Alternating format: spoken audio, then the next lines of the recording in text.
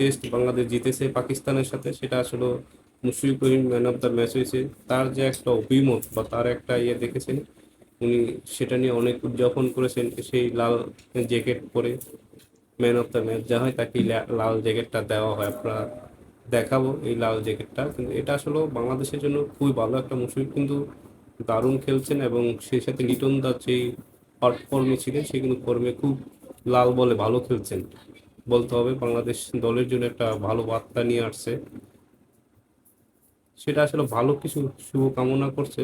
সেটা একটা ভালো বড় একটা নিউজ যে বাংলাদেশ দল নতুন করে কোনো কিছু নতুন করে কোনো কিছু অর্জন করছে। আবারও সেটা আসলে বাংলাদেশের জন্য খুবই ভালো দিক, যেটা বাংলাদেশ দলে করেছে। এখন 30 তারিখে আবার একটা ম্যাচ আছে, দ্বিতীয় টেস্ট বাংলাদেশ খেলবে। সেটা আপনারা সবার জন্য দোয়া করবেন, বাংলাদেশ টিম যেন এই দ্বিতীয় ম্যাচটাও জিতে। খুব এক অসাধারণ একটা খেলা হবে আমাদের দলের।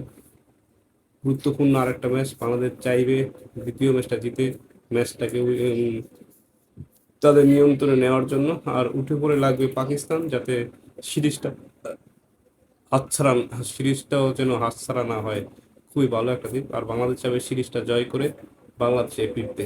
বাংলাদেশের একটা দারুণ শুভকামনা রইল বাংলাদেশ দলের জন্য, এবং বাংলাদেশ দল খুবই দারুণ খেলেছেন টেস্টটা। পাকিস্তানের সাথে অসাধারণ একটা টেস্ট খেলেছেন বাংলাদেশে, সব দিকে জয়ের বন্যা। তবে বাংলাদেশে সেই সাথে বাংলাদেশে একটা দুঃসংবাদ আছে, সাকিবুল আল হাসান কি টেস্টে খেলবেন কিনা সেই বিষয় নিয়ে কথা বলে। আসলে কি তারা খেলতে পারবে কিনা, খুবই ভালো একটা।